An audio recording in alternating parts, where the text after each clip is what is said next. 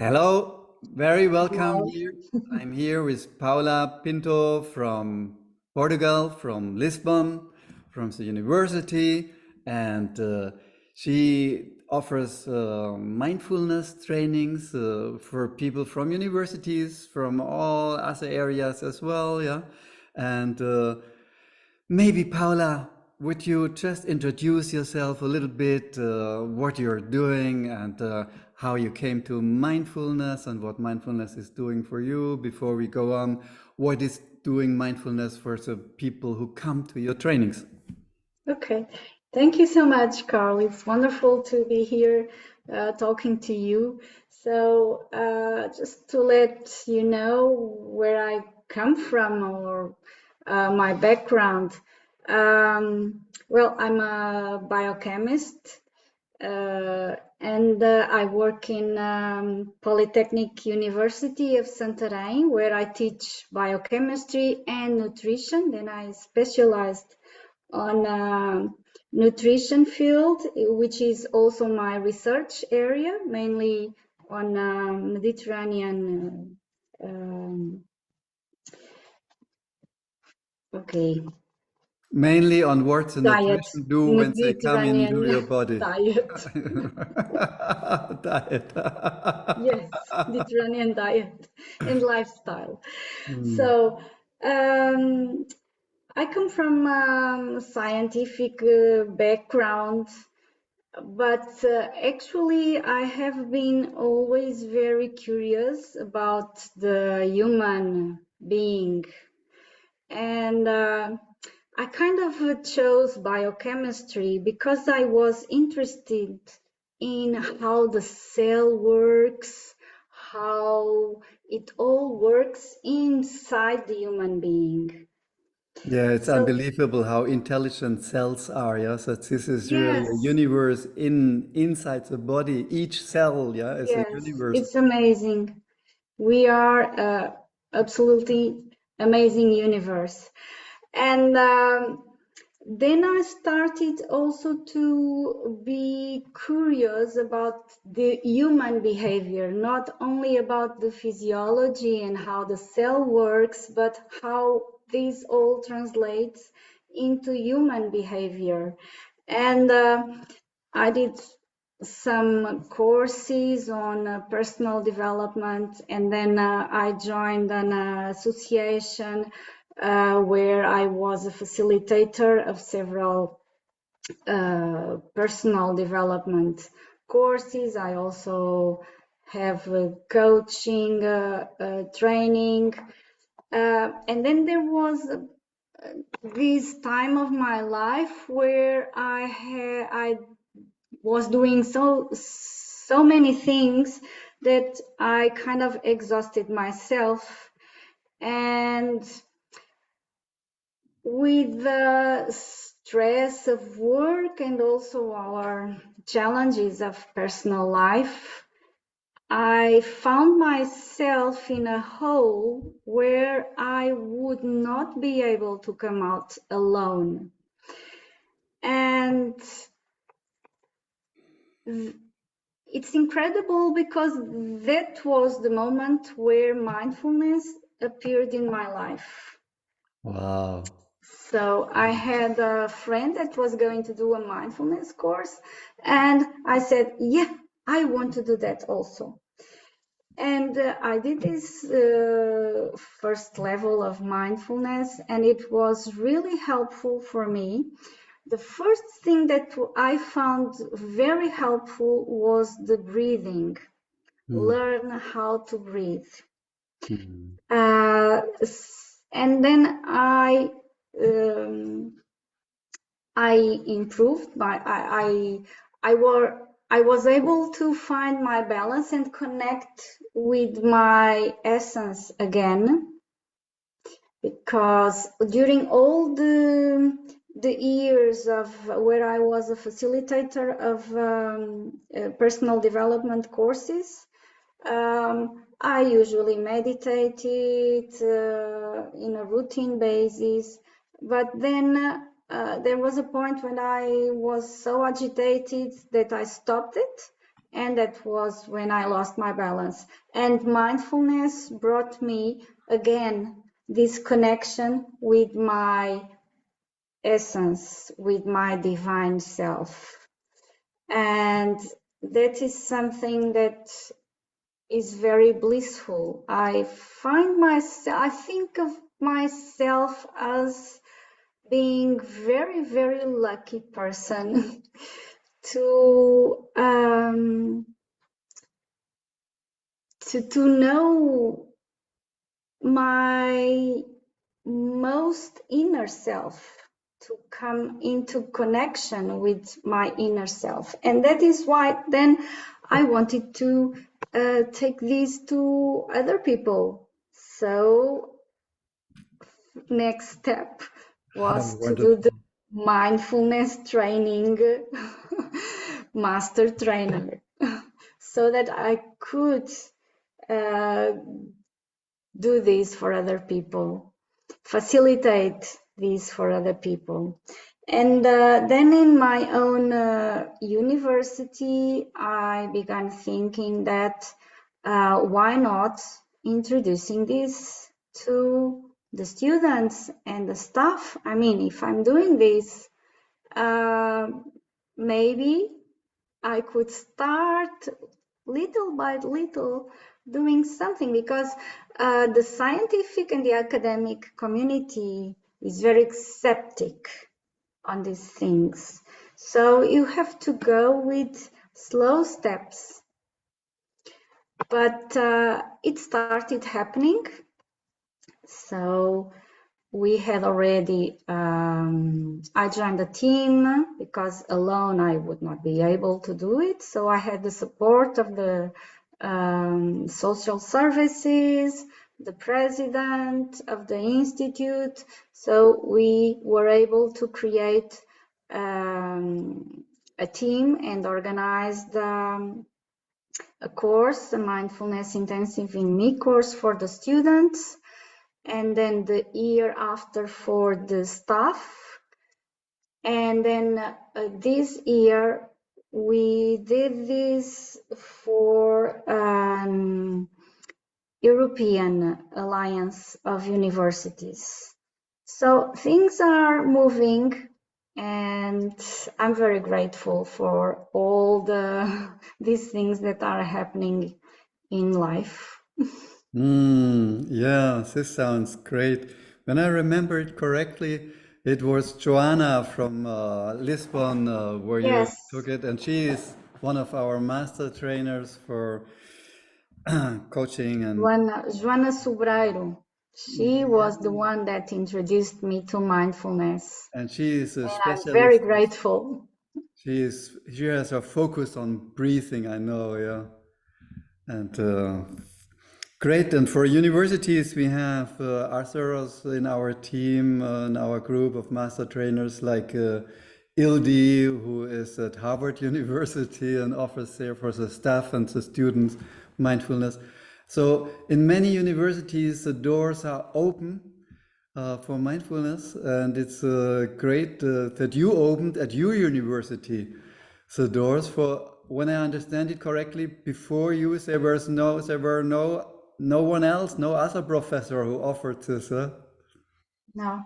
You were a pioneer in your university for mindfulness. Yes, I believe I am. um, Paula, please tell us a little bit about what is there more older people or more younger people? Is it more men or more ladies? Or what are the why do people come to your trainings? What do they want to change through participating in your training? What is your experience with all this? Well, in the universe, because I also do these trainings outside the academy, so I may speak a little bit about both. But in the university, so my first program was with students.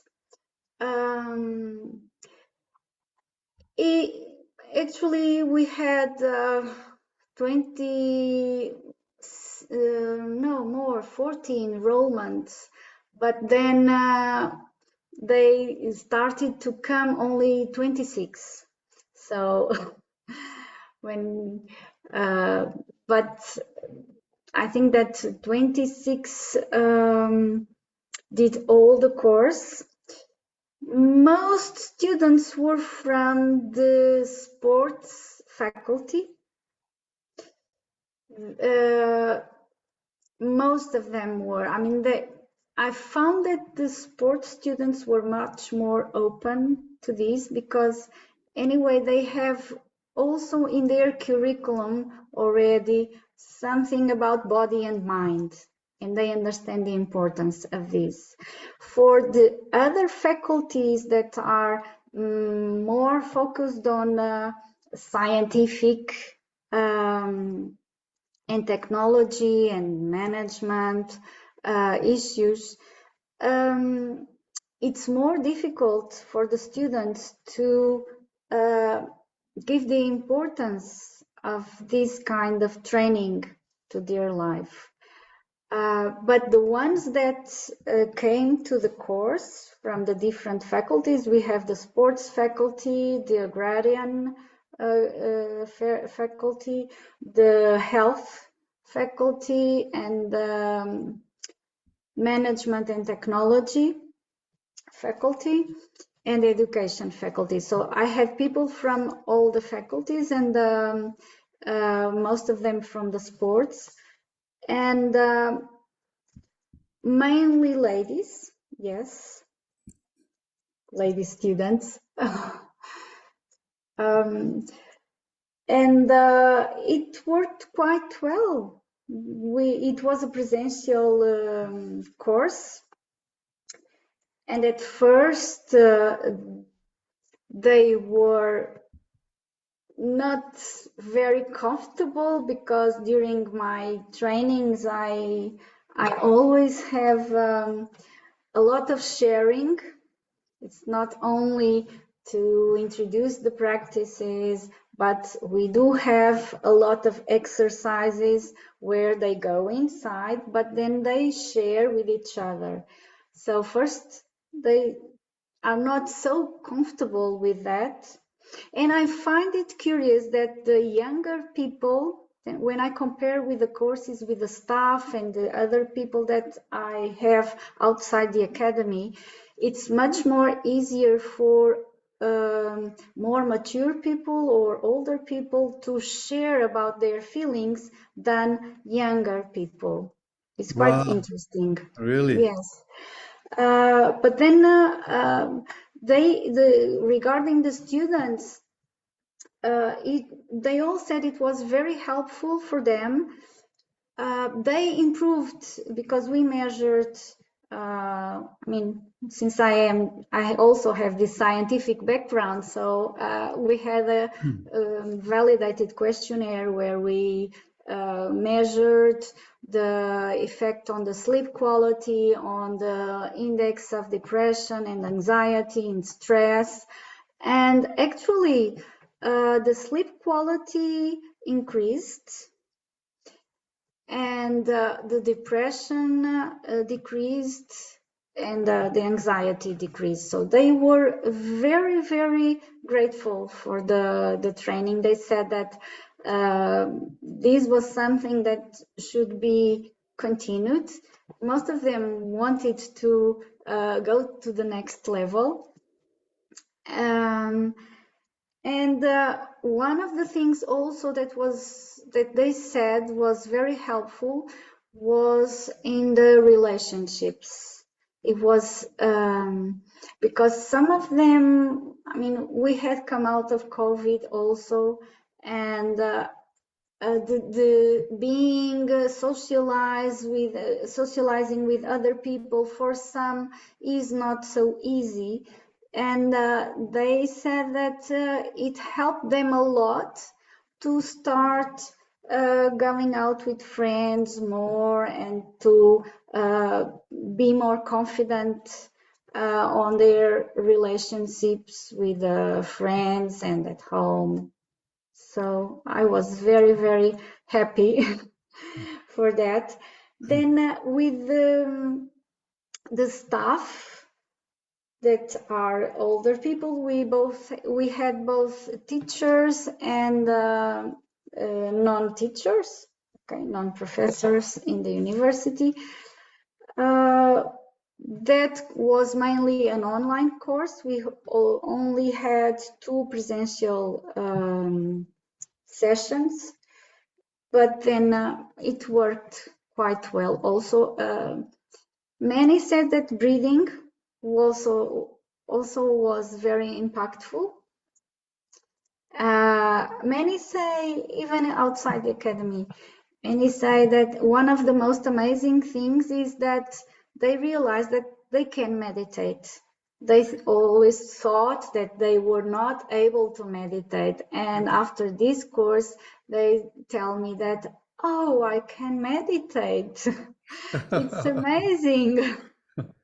And the way you say it, it looks like they enjoyed it, yeah, to meditate. Yeah, for this is Yes, if you yes. meditate and you think, oh, I'm not allowed to have any thoughts and I should do this and that.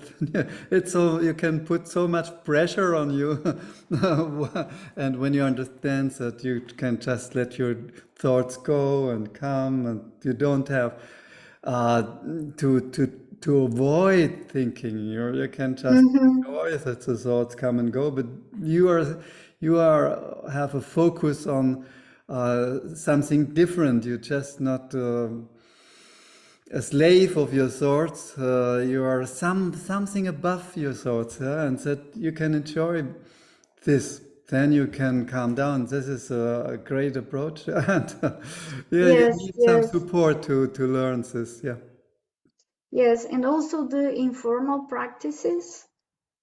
Uh, Most people find them also life-changing, the informal practices, and the fact that you can focus for 2 minutes on a routine activity that you do daily and do that with all your attention and focusing on what you are feeling, and that is also very impactful in people's lives.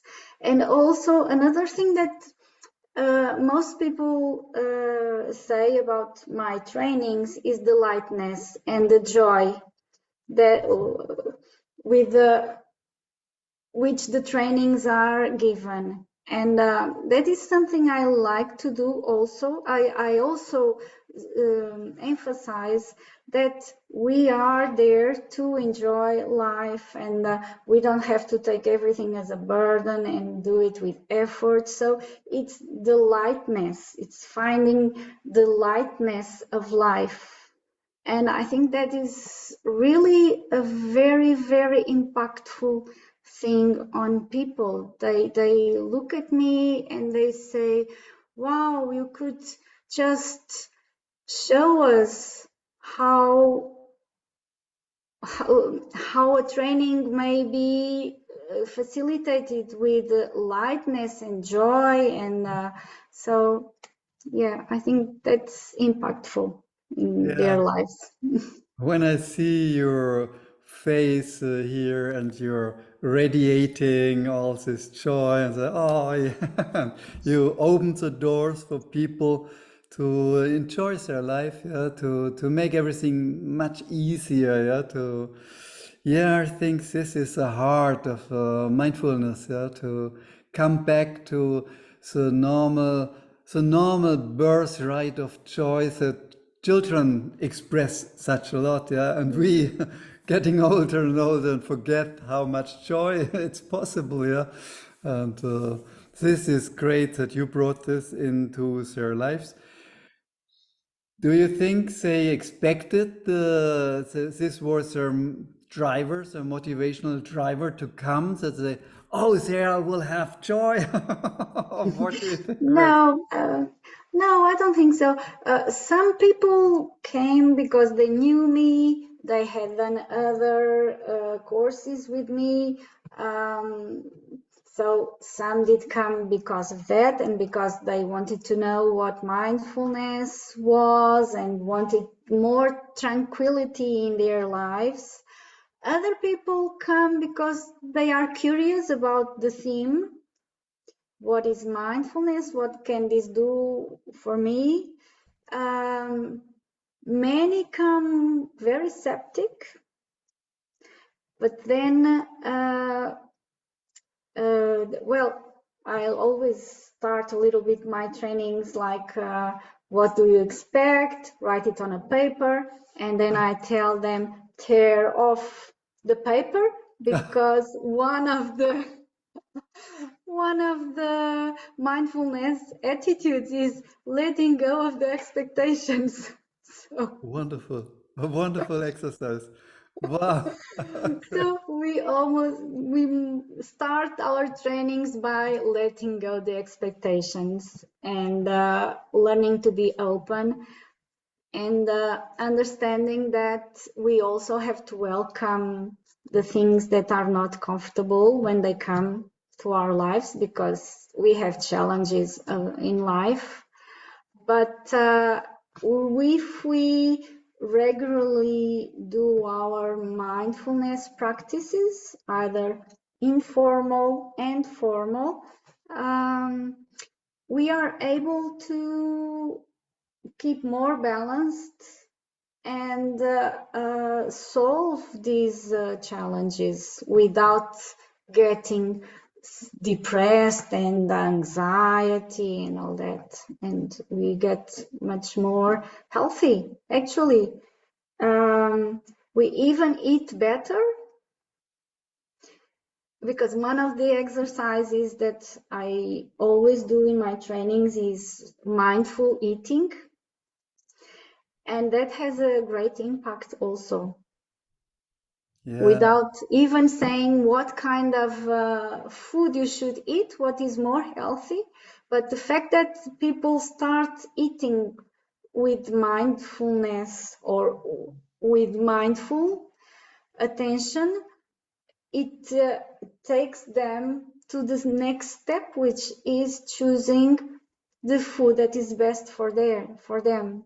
So, and also the lifestyle, more active lifestyle. Yeah.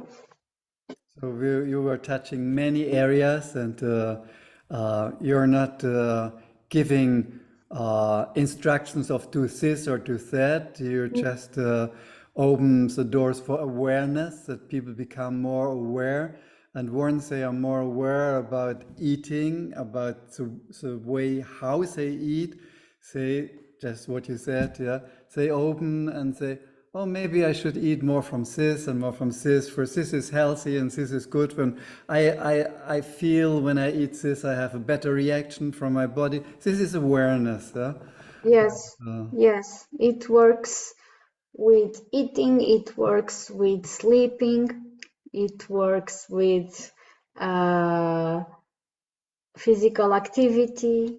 So it's all about being aware of your own body and what are the needs of your body and your mind, and clearing your mind a little bit of all the negative thoughts that go around, and finding a way of calming down your body and mind. And that is what brings the impact of these trainings. And when I understand what you said correctly, then you were touching topics like forgivingness and gratefulness and loving kindness as well, yeah, which are Yes. so big topics, yeah. I mean, forgivingness, yeah. Yeah, letting go the things that happened in the past Yeah. that we cannot change. I mean, just looking at them, accepting the emotions, and then let go, understand, or take out the learning. What can I learn with this situation that happened with me in the past? Okay, now I know, I learned this. I can use this for my future, but I don't need to ruminate the past in these negative emotions. So I let go this past. That is, it's like a kind of, it's like forgiving. Yes. Since I started with mindfulness, of course, I started with yoga, but then I went more to high interval, high intensity interval training, and I'm starting to measure my heart rate. Yeah? And when I do exercise intensively, and then I start to become mindful and just to start to feel what's happening in my body, yeah? And I look at the heartbeat rate, yeah, how fast the heart beats, then it's all of a sudden it goes up in the moment where I stop and I concentrate. At that moment where I usually, before when I did gymnastics, I went on to the next and to the next exercise and the next exercise, yeah. And but now with high intensity interval training for me, it's I'm much more connected to my heart. For I just see, oh, now it's going, the heart rate is going up. Yeah, I say, but I did not realize this before. Yeah, I just did not take notice of it. I just carried on and pressured through the exercises. Oh, I've done all the exercises, and now it's so much mindful. Yeah, to have these intervals where you are mindful and. When you, I'm coming to this for you talked about questionnaires you use, the scientific approach, yeah, which I think is a great thing to have more feedback included in trainings. Yeah?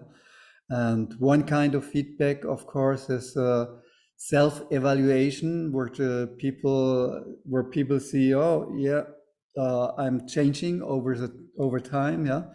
And then there is this other kind of feedback, like heart, the change of blood pressure or heart rate changes. Yeah. What are your ideas about monitoring, whatever, yeah, self questionnaires or any kind of other feedback methods? What are your thoughts about this? Well, we have validated questionnaires for self-filling that normally participants fill in before they start the training and at the end of the training, 1 week after the end of the training. Then other measures that we could introduce could be the blood pressure. Yes, that would be interesting. And I think that the future would be something that would be really, really nice, would be to have biosensors with your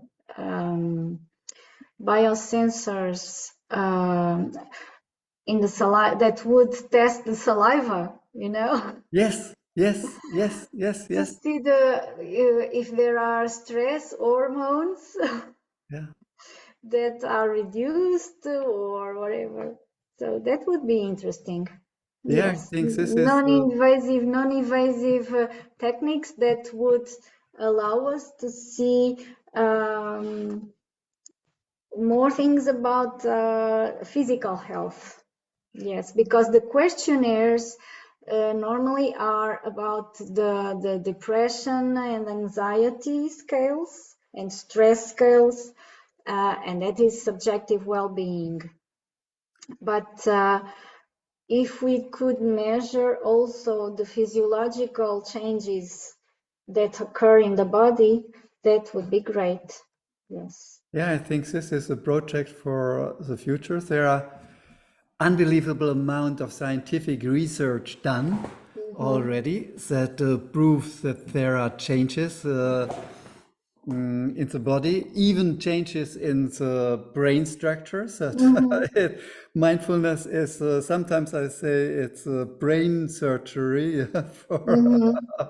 after doing mindfulness for 8 weeks, when there are scientific researches done on the structure of the brain, that other parts of the brain get more active through this, and that it changes the connections in the brain. So I think this is research that is costs a lot of money. You cannot do this easily with this kind of brain research. Yeah, but I think this would be an interesting development. Yeah, if we go like you say, oh, yeah, we can have. The blood taken at the beginning and at the end, and see is there a change in the health factors that the blood tells us, yeah, or whatever, yeah. Mm-hmm. I think since you are from the nutrition area at university on scientific level, yeah, even the habits, the do people, how can we say, how can we prove or monitor that habits, how to eat and how to improve the health of the body, how can we monitor this and document this, yeah, I think this, Yes, actually, sorry, Carl. yeah, you're welcome. I also in the questionnaire I use, we also have a section on food habits. So I can also see if the food habits are changing or not. Food habits, socialization, time with nature, for example, also. So Ah, time in nature, yeah, hey, great topic, yeah. because we had a research that showed that people that spend more time in nature had a higher subjective well-being. So So also, did you already publish scientific articles about this? yes. Great. Great, Yes, great, I great. have several. I have some. The last one was actually on mindfulness, the effect of the mindfulness training in students, but was focused mainly on depression and anxiety and sleep quality. That was what was really improved. Um, and the socialization also. But before this, we had a project where we were analyzing the impact of Mediterranean diet in subjective well-being. And Mediterranean diet actually is not only about food habits, it's also about lifestyle. They spend where we spend more time in nature. We do physical activity that it may not be structured, but um, it's part of a lifestyle, the Mediterranean lifestyle. So we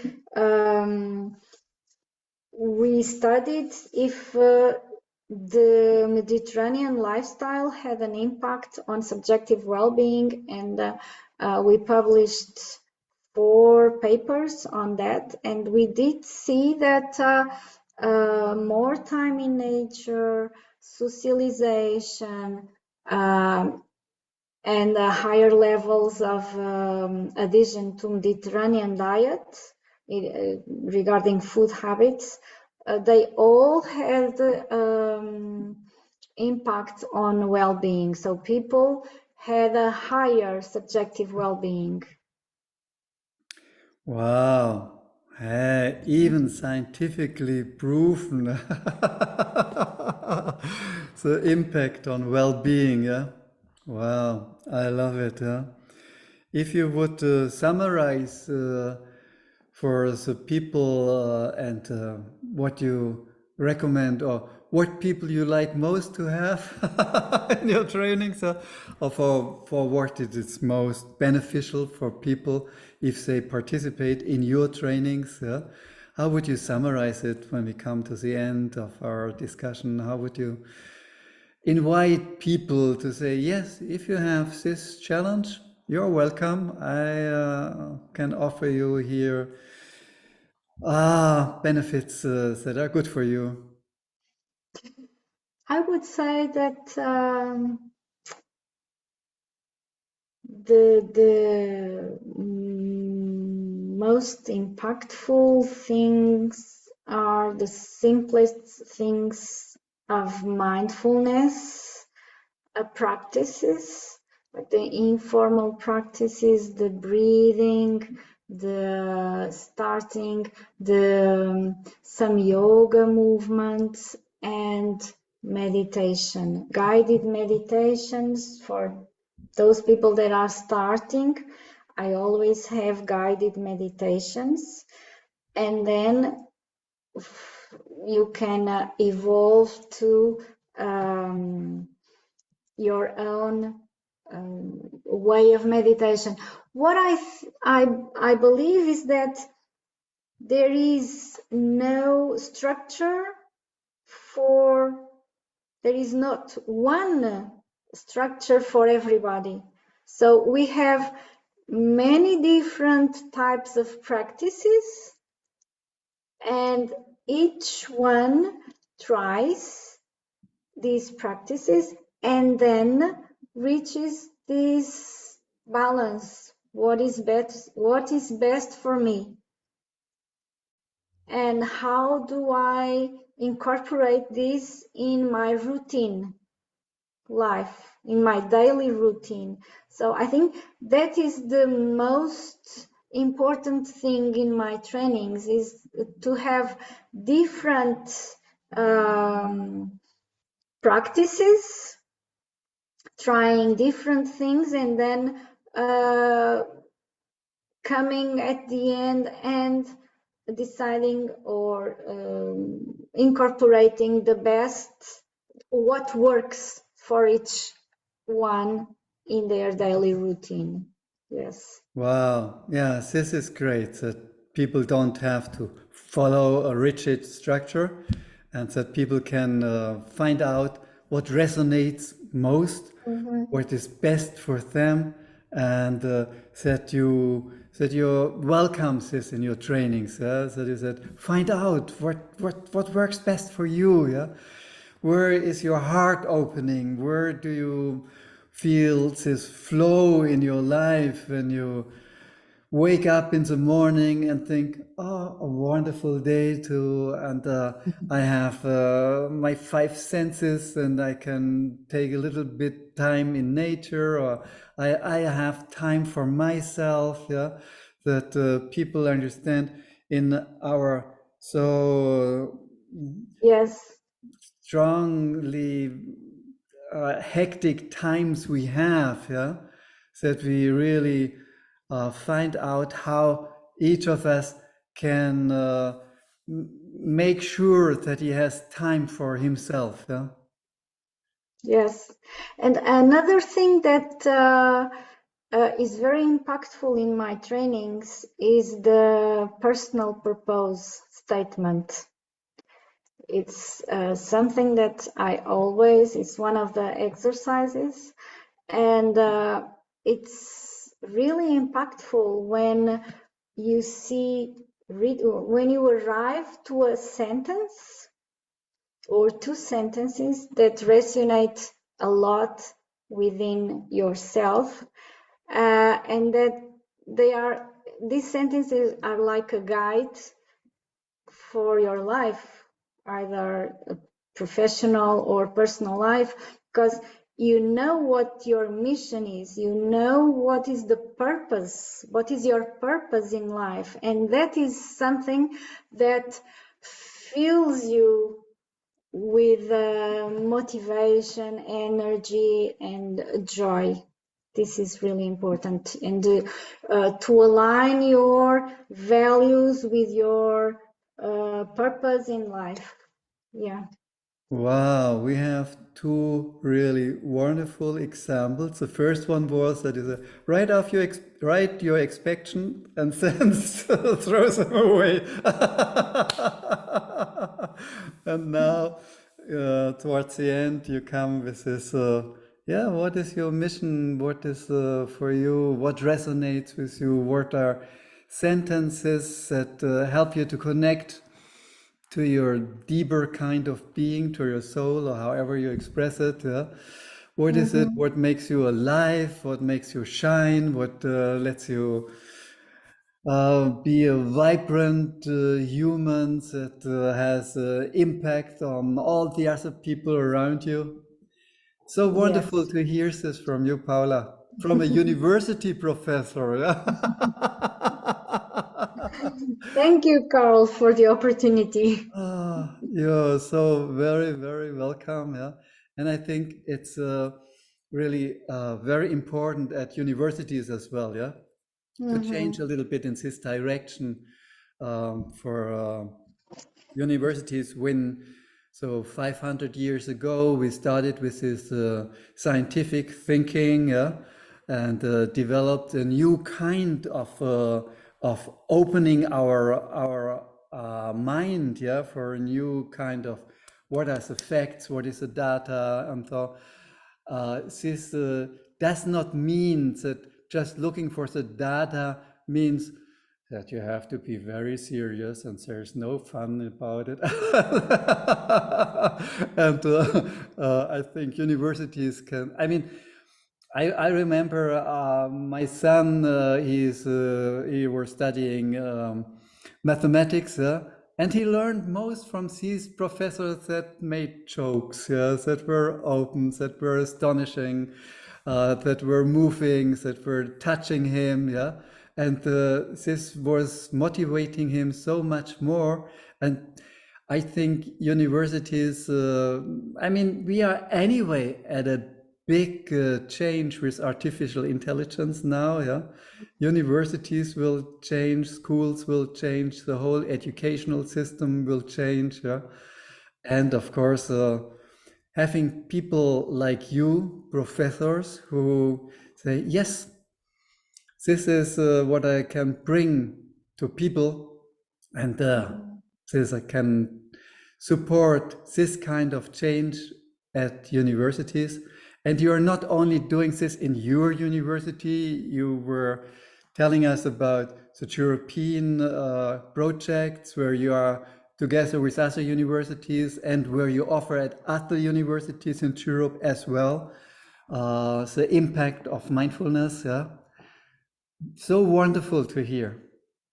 Thank you. Let's hope that, yes, we can spread mindfulness more and more into the academic world and the Yes, non-academic also, and everywhere. everywhere, everywhere, even the academic world. Yes. Thank you very much, Paula. This was a great interview, Thank you, Carl. and